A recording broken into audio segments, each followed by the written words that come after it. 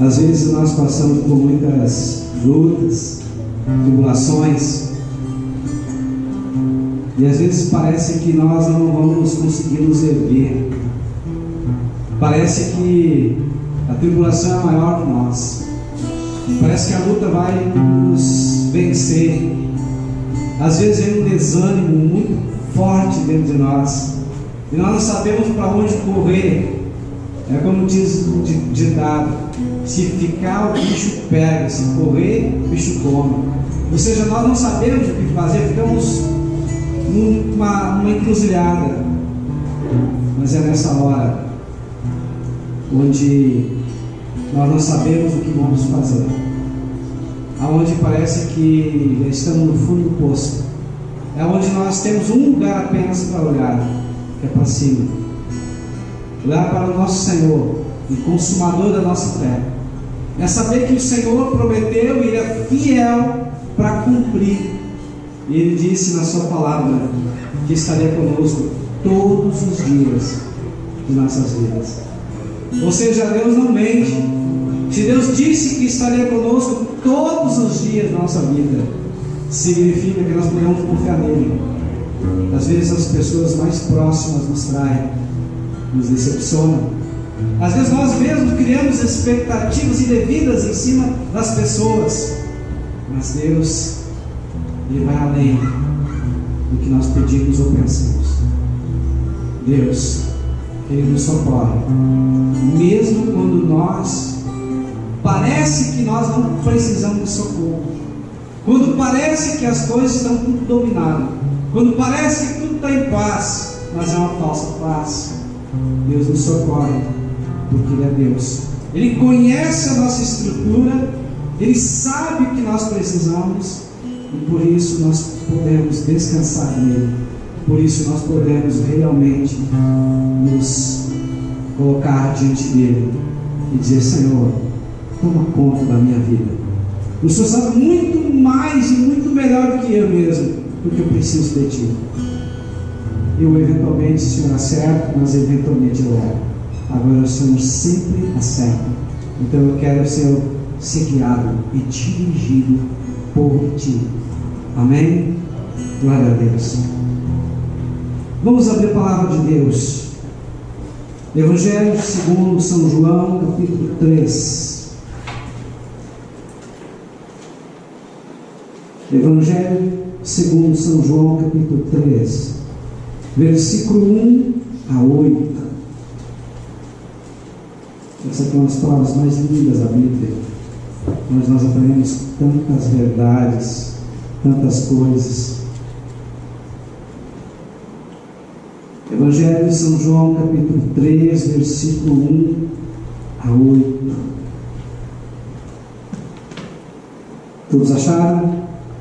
Amém? Evangelho segundo São João, capítulo 3, versículo 1 a 8. Diz assim a palavra de Deus: E havia entre os fariseus um homem chamado Nicodemos, príncipe dos judeus. Esse foi ter de noite com Jesus e disse-lhe: Rabi, bem sabemos que és mestre vindo de Deus, porque ninguém pode fazer esses sinais que tu fazes, se Deus não for com ele. Jesus respondeu e lhe disse: na verdade te digo, que aquele que não nascer de novo, não pode ver o reino de Deus. Disse-lhe Nicodemos: como pode um homem nascer sendo velho? Pode porventura tornar a entrar no ventre da sua mãe e nascer? Jesus respondeu: na verdade te digo, que aquele que não nascer da água e do Espírito não pode entrar no reino de Deus. O que é nascido da carne é carne, o que é nascido do Espírito é Espírito. Não te maravilhes em ter dito: necessário vos é nascer de novo. O vento assopra onde quer, e ouves a sua voz, mas não sabe de onde vem, nem para onde vai. Assim é todo aquele que é nascido do Espírito. Amém? Deus amado de Deus, bendito, nós queremos ouvir a Tua voz. Que o homem, Senhor, desapareça, que o Senhor cresça, que o Senhor possa realmente falar e nós possamos ouvir a Tua voz. Abre, Senhor, o nosso entendimento, abre, Senhor, nossos ouvidos espirituais. Não permita que o sono, o cansaço, desânimo, qualquer outra coisa venha atrapalhar ou impedir que o Senhor fale conosco. Nós, Senhor, agora nos submetemos à Tua vontade e te pedimos, fala conosco, em nome de Jesus. Amém e amém. Pode sentar, queridos.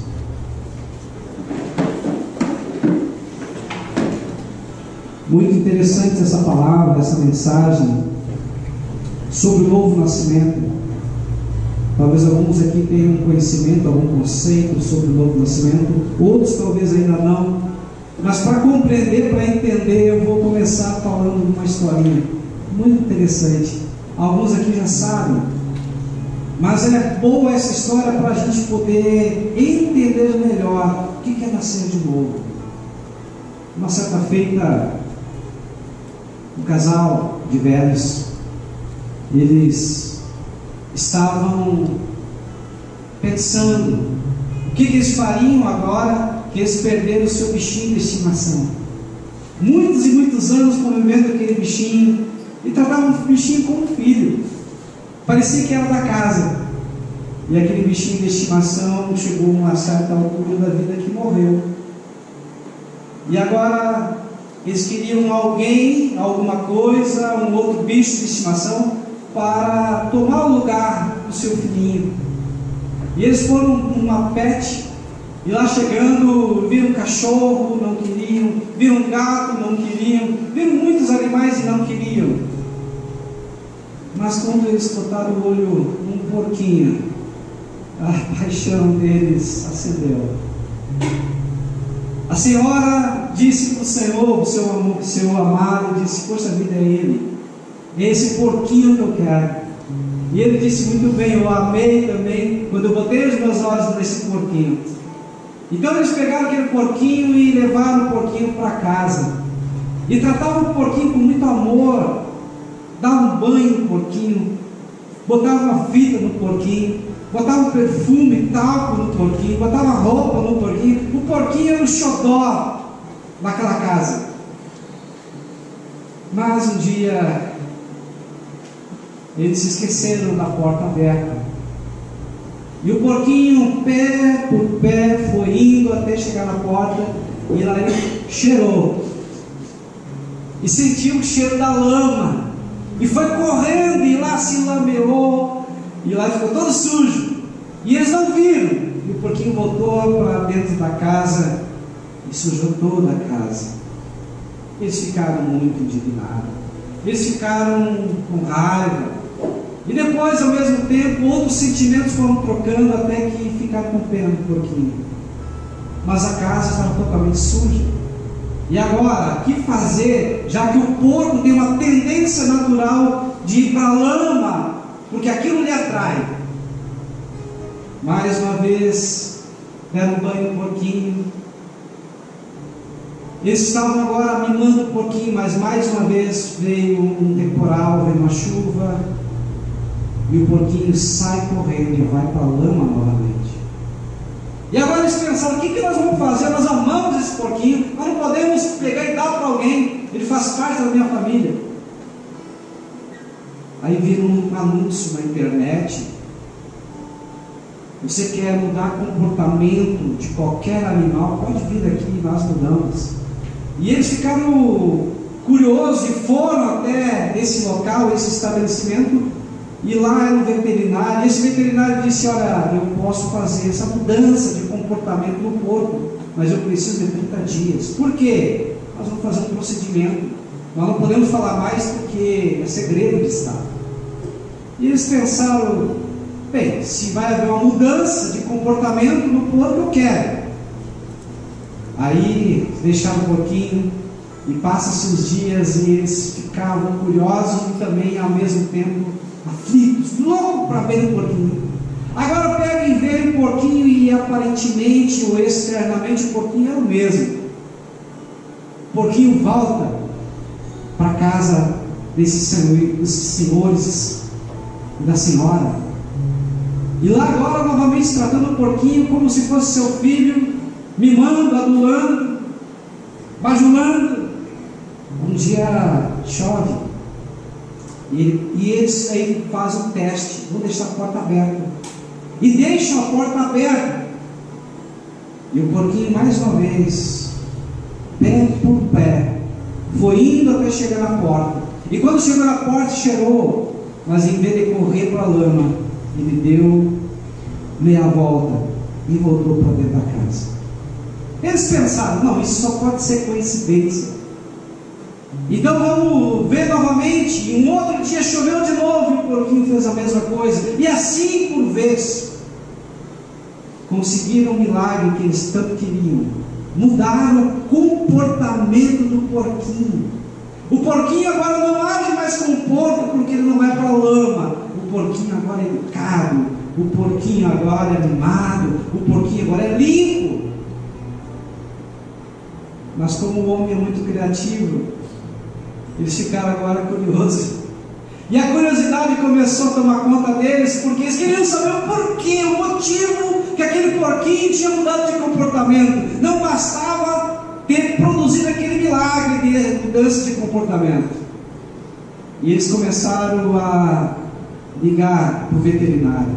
Iam no estabelecimento do veterinário. E chegaram a ir na casa do veterinário, porque queriam saber o motivo.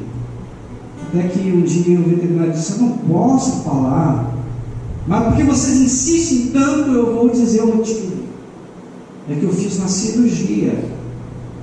Eu mudei o coração do porco e botei um coração de uma ovelha. Ou seja, o coração do porco tem uma tendência de ir para a lama, de se sujar. Já a ovelha tem outro comportamento. A ovelha é dócil, a ovelha é limpa. Pastor, por que o senhor está falando sobre o porco e a ovelha em relação ao novo nascimento? Um dia nós também tínhamos o coração do porco. Nós tínhamos uma tendência para ir para a lama. Nós tínhamos uma tendência de pecar, de errar. Nós tínhamos uma tendência de se afastar de Deus. Nós tínhamos uma tendência de fazer aquilo que nos apraz. Apraz nossa carne, satisfaz os nossos desejos. Mas um dia alguém falou para nós sobre Jesus. Um dia começamos a compreender melhor sobre a palavra de Deus, e essa palavra entrou para dentro de nós e começou a produzir vida. Ou seja, aquilo que eu fazia já não faço mais. Eu mentia, já não minto mais. Eu furtava, já não furto mais. Eu enganava, já não engano mais. Ou seja, Deus concedeu uma mudança de comportamento, uma mudança de atitude. Então agora nós vamos ver, baseado nessa história também, sobre como e por que essas coisas acontecem. Aqui começa nessa história falando sobre um fariseu, um homem chamado Nicodemos. E aqui diz que esse homem, que era fariseu, ou seja, uma das principais ordens, uma das ordens mais exigentes da religião judaica. Esse homem era um dos príncipes, ou seja, ele fazia parte do sinédrio, do senado. Ele era uma autoridade. Segundo alguns historiadores, dizem que esse homem era um dos 3 homens mais ricos de Jerusalém.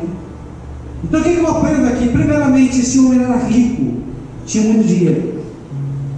Esse homem, ele tinha prestígio, autoridade.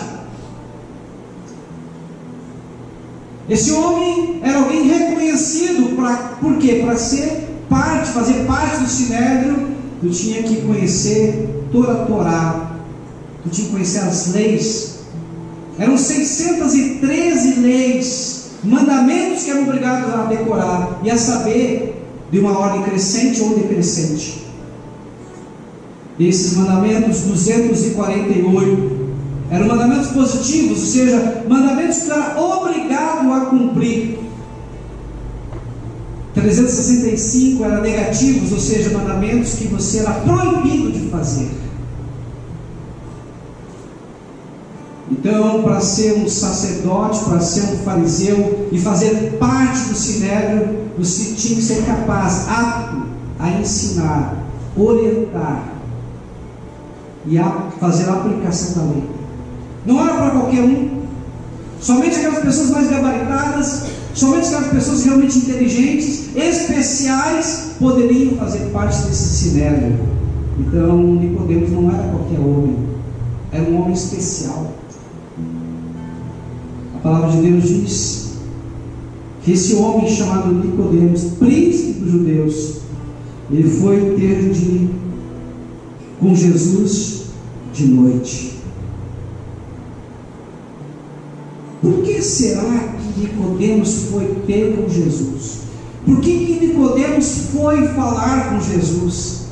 Será que porventura ele estava indo a mando do sinédrio? Assim como o sinédrio mandou alguns saduceus, fariseus, religiosos a questionar se João Batista era o Messias? Será que porventura ele foi porque ele próprio também tinha curiosidade, tinha dúvida, queria saber realmente quem era aquele novo mestre, aquele rabi, aquela pessoa que fazia sinais, maravilhas, curas? E ele foi à noite. Noite pode representar várias coisas. Primeiro, quem sabe ele não queria ser visto por outras pessoas, queria falar com Jesus em segredo. Quem sabe ele foi, mas querendo realmente ter tranquilidade para falar com Jesus, já que as multidões oprimiam Jesus durante o dia. Nós não sabemos exatamente o motivo, mas ele foi ter com Jesus à noite. Noite também revela e tipifica dúvida, porque a noite, escuridão, gera confusão, dúvida. Ou seja, quantas pessoas que dizem e que pensam que conhecem Jesus, acham que sabem a palavra de Deus, mas quando se veem frente a frente com o Senhor e com a sua palavra, começam a compreender quão pequenos eles são. Então ele diz: Rabi, ou seja, mestre. Jesus, ele tinha uma multidão de pessoas que seguiam ele, mas para ser considerado um mestre pela lei, não precisava apenas ter uma multidão de seguidores.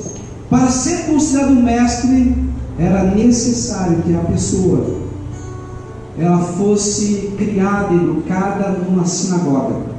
Era necessário que ele fosse mentoreado por um outro mestre, por um outro rabi, e ainda confirmado pelo sinédrio. Então havia várias exigências para alguém ser considerado como um mestre.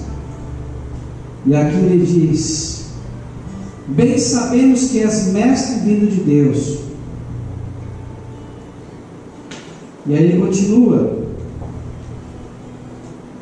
Ele diz assim: porque ninguém pode fazer esses sinais que tu fazes se Deus não for com ele. Interessante. Nicodemos foi, como muitos de nós um dia já fomos, atrás de Deus por causa dos sinais. O que significa ir por causa dos sinais? Nicodemos viu milagres, Jesus operando verdadeiros milagres, maravilhas. Isso deixou de repente Nicodemos com dúvida: quem é esse homem no qual somente Deus pode fazer com que ele faça milagres? Por que ele está fazendo isso? Quem é ele de verdade? Será que porventura não seria o Messias, o Salvador? Ou seja, Nicodemos ficou intrigado com os milagres, com os sinais que Jesus fez.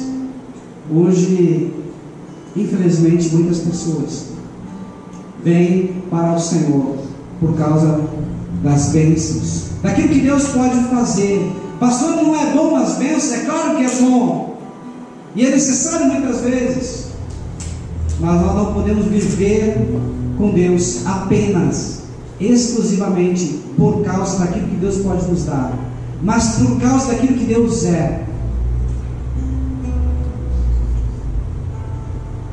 Essa semana eu estava conversando com um amigo, que nós estamos conversando sobre Jesus, estamos evangelizando ele, e ele falou que havia e sentia uma dor de cabeça infernal. Ele não sabia o porquê, a causa, a fonte daquela dor de cabeça. Eu disse para ele: se tu crês, Deus pode te curar, porque a palavra de Deus diz que Jesus é o mesmo ontem, hoje e será eternamente. Se Ele curava no passado, Ele pode curar no presente. Ele não mudou, não há sombra de variação. E ele disse: eu creio, então nós vamos orar. Eu sou apenas um vaso, mas a honra e a glória é para Jesus, porque Deus não divide a glória com ninguém. E nós oramos. Eu falei: creia, confia. Ele disse: eu creio, confio. Isso foi quinta-feira. Hoje ele me ligou e disse: pastor, desde aquele dia nunca mais senti dor de cabeça. Desde aquele dia, lá no próximo dia, saiu tanta coisa ruim da minha cabeça pelo nariz, que meu nariz ficou complicado, mas saiu, botou tudo para fora. Eu não sei o que aconteceu, mas eu sei que foi Deus, e Deus te usou. E foi aquela oração. Eu disse: Deus, Ele opera milagres, Ele é o mesmo. Então é claro que é importante, é necessário compreendermos que muitas e muitas vezes vamos olhar para as mãos de Deus, sim, porque são bênçãos que nós precisamos. Mas nós temos que aprender a levantar a nossa cabeça e olhar para o rosto do Senhor, que significa adoração, que significa comunhão, que significa intimidade com Ele. É bom ser abençoado, às vezes é necessário, porque precisamos de uma bênção, mas o mais importante é olhar para o Senhor e dizer que Ele é lindo, sim, embora eu não possa ver, mas eu contemplo Ele através do meu espírito. Eu contemplo a majestade, a glória dEle, e eu digo: Senhor, eu te amo. O Senhor é tudo de bom. O Senhor é digno de toda a honra, de toda a glória e toda a majestade. Ou seja, eu estou dizendo: eu quero permanecer contigo. Eu quero permanecer em comunhão contigo, Senhor. É isso que eu estou dizendo para Ele. Então, olhar para as mãos do Senhor é bom, mas olhar para o rosto dEle é muito melhor ainda. Nicodemos, e aqui essa passagem vai mais longe, e diz assim: Jesus respondeu e lhe disse: na verdade te digo, que aquele que não nascer de novo não pode ver o reino de Deus. Que coisa interessante! Nicodemos, parece que diante de um protocolo, começou a encher a bola de Jesus, começou a dizer como o Senhor Jesus é bom. Ou seja, ele começou a agraciar Jesus, e Jesus, ele pega e corta essa conversa, corta esses elogios e vai direto na ferida. Na verdade, mesmo Nicodemos não sabendo, ele tinha uma grande dúvida, como muitas pessoas têm: será que eu vou para o céu? Será que eu sou salvo? Ou seja, o Senhor Jesus, Ele não vai naquilo que é aparente, Ele vai na raiz do problema, Ele vai na ferida, Ele vai naquilo que realmente é importante, que é a salvação das pessoas. Nicodemos não entendeu, Nicodemos não compreendeu o que é nascer de novo. Nascer de novo é ter uma nova mentalidade. Nascer de novo é ser regenerado, rejuvenescer, restaurado. Pastor, como? Muito simples. Você pega e corta uma árvore. A árvore aparentemente morreu, mas no tronco dela pode brotar um broto, e esse broto novamente se tornar uma grande e maravilhosa árvore. Nascimento do broto é um novo nascimento. Continuando aqui, ele diz assim: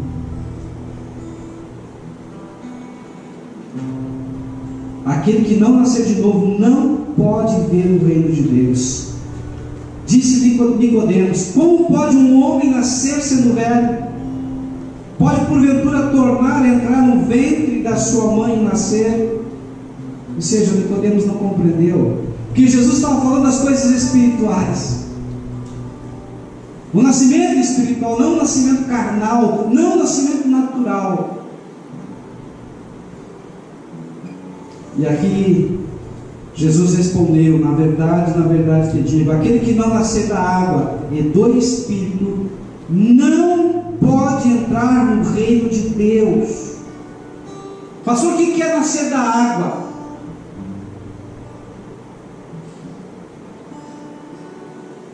É o nascimento da palavra dentro de nós. Em Efésios 5:26 fala que a palavra nos purifica, a palavra nos dá vida.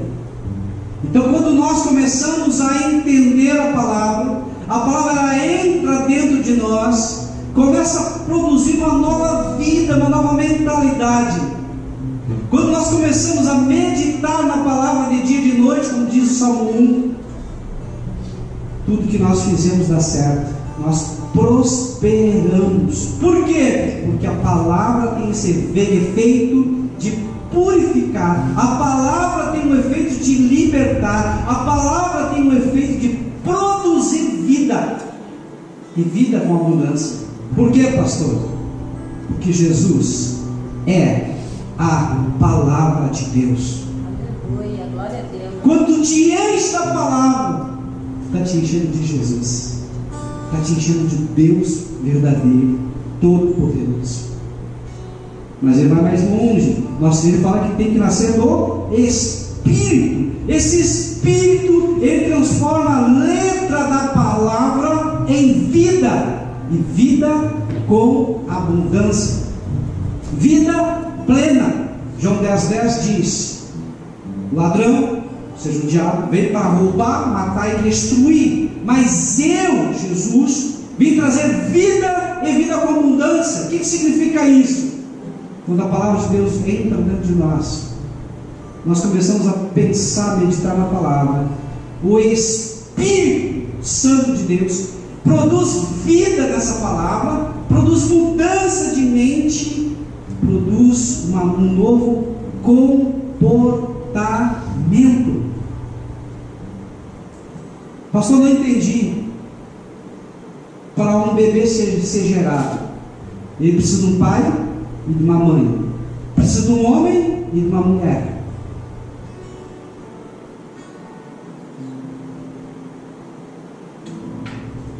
Para que haja um novo nascimento, é preciso a junção da palavra, da Escritura, com o poder de Deus, o Espírito Santo de Deus, fazendo com que haja uma nova vida. Pastor, o que é isso? É muito fácil. Antes, quando eu conhecia a Deus, quando eu tropeçava, eu falava um palavrão.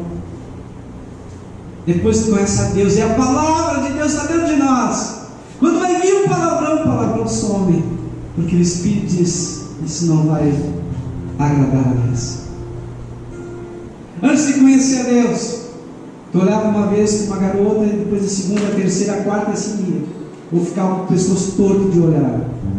Depois que tu conhece a Deus, tu olha uma vez, na segunda diz: não vou olhar mais, que eu não quero pecar. Estão entendendo? Há uma mudança de mente. mas não é feito por homens, isso é feito por Deus, isso é um milagre de Deus.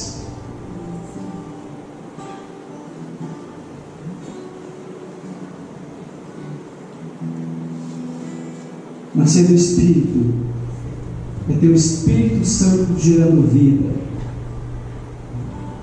É como um bebê que nasce, se alimenta de leite, depois cresce e vira criança, depois cresce e vira menina, depois cresce e vira jovem, até ser adulto e ter condições de gerar nova vida. Assim é esse processo do novo nascimento. Nascemos espiritualmente, somos bebês, precisamos de cuidado, precisamos que alguém nos auxilie, nos apoie, alguém dê o alimento necessário, que é o leite. Depois a gente vai compreendendo as coisas melhor sozinho, até que a gente chega num ponto que a gente acha que sabe tudo, que é quando somos jovens. Aí depois a gente começa a desconfiar que não sabemos nada. E aí quando viramos adultos, nós temos certeza que não sabemos nada. Precisamos e dependemos de Deus. A vida é um processo. E o nascimento espiritual é um processo que vai progredindo de uma forma contínua até que chegue um ponto que a gente possa dizer: agora não sou eu mais que vivo, mas Cristo é que vive em mim. Para chegar nisso, eu tenho que entender que eu morri. Eu tenho que entender que agora quem vive em mim é Deus. Eu quero agradá-lo. Eu não sei mais viver sem Ele. Eu preciso dEle. Eu necessito dEle. Eu não sei mais viver sem Ele.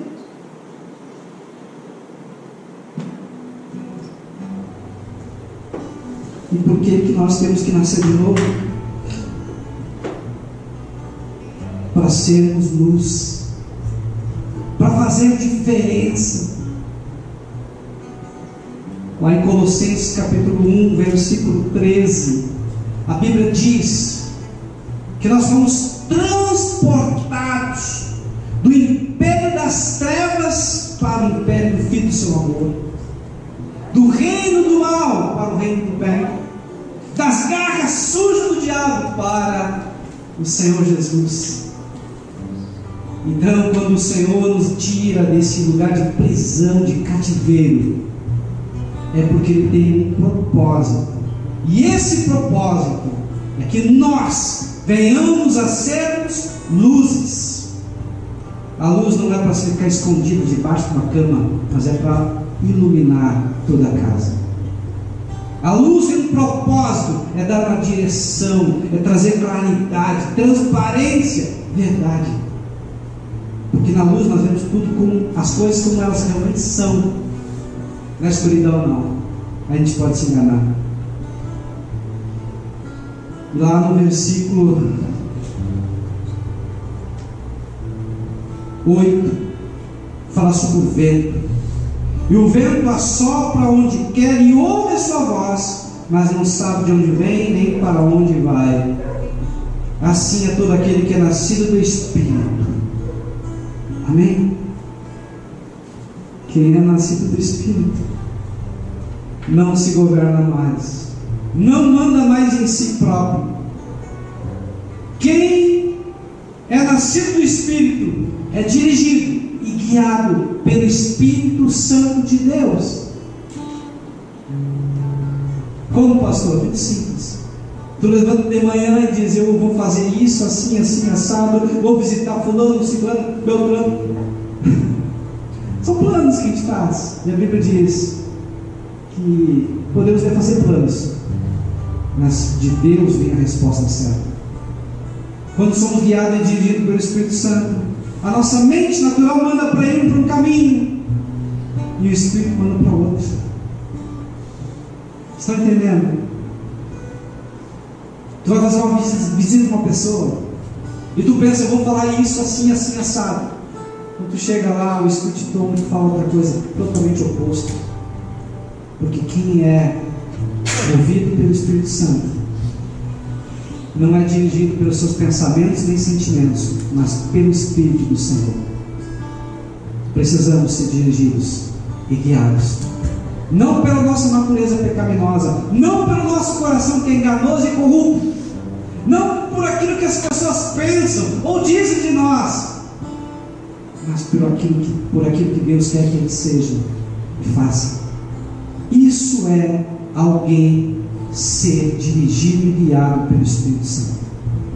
Quem é assim faz toda a diferença, primeiramente na sua própria vida, segundo, na sua própria casa, terceiro, nas pessoas com quem convive. Pastor, como é que eu posso saber se eu sou uma pessoa nascida de novo? Como é que eu posso saber se sou uma pessoa cheia do Espírito Santo? Pergunta para tua esposa, pergunta para tua esposa, pergunta para os teus filhos, pergunta para as pessoas que convivem contigo, ou então tenha coragem de fazer uma pergunta para ti mesmo e dizer: quem sou eu realmente? Porque o que eu penso que eu sou, isso é imaginação.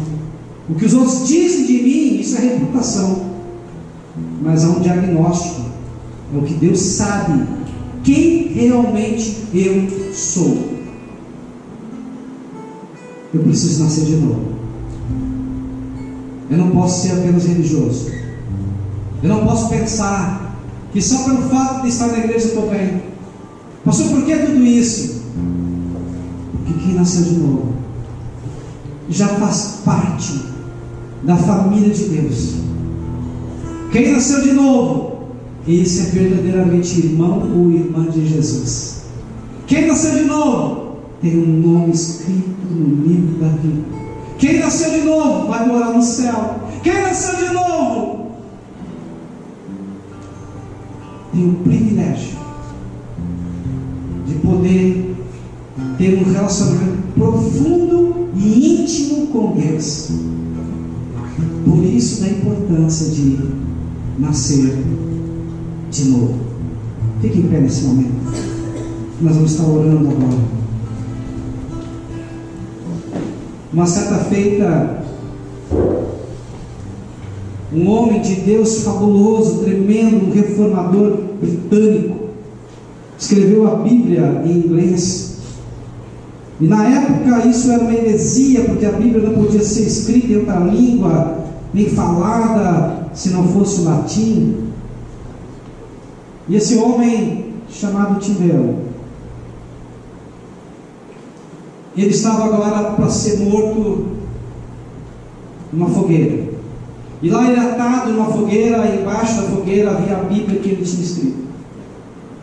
E ele disse para os seus inquiridores, seus acusadores, que diziam para ele: olha, nega a Jesus, nega essa Bíblia que tu fez, nega esse projeto e tu pode ser salvo.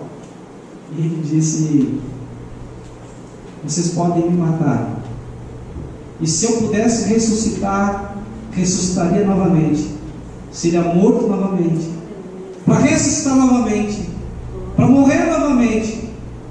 Ou seja, estou preparado para a morte quantas e quantas vezes vocês quiserem, porque eu jamais negarei ao meu Deus.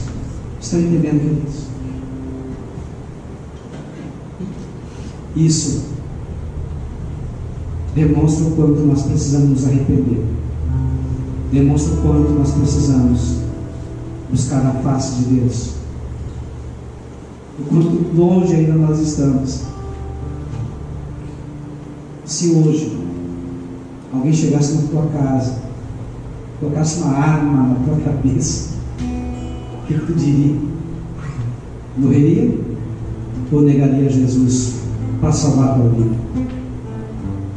Quantas pessoas hoje estão perdendo a sua vida, estão sendo degoladas, enforcadas, enterradas viva pelo amor que tem por Jesus. Isso faz com que a gente fique repensando no nosso cristianismo, repensando o quanto nós pensamos ser bons e quanto nós precisamos ainda crescer e aprimorar e chegar mais perto de Deus. Coloca a mão na altura do teu coração. Deus amado e Deus bendito, eu, começando por mim, eu te peço por mim, Senhor, nesse momento agora. Eu preciso e careço do Senhor. Eu preciso e careço de uma mudança profunda na minha mente. Eu preciso e careço que o Senhor faça as mudanças que forem necessárias. Talvez ainda há muitos conceitos, paradigmas que precisam ser mudados. Eu aprendi com meus pais, eu aprendi com a minha religião. Mas, Senhor, eu estou disposto a colocar tudo isso por terra, para que o Senhor viva em mim e eu viva no Senhor. Eu estou disposto, Senhor, a negar tudo por amor a Ti. Eu estou disposto, Senhor, a Te buscar como o Senhor merece ser buscado. Eu quero andar contigo. Muda o que precisa ser mudado. Quebra as barreiras que precisam ser quebradas. Retira, Senhor, obstáculos externos ou internos que atrapalham a Tua ação maravilhosa em mim. Senhor, eu não só quero ter o meu nome escrito no livro da vida, te reconhecer como Senhor e Salvador da minha vida, mas também eu quero andar contigo. Também eu quero te conhecer mais e mais. Produz essa mudança na minha vida, em o nome de Jesus. Amém e amém.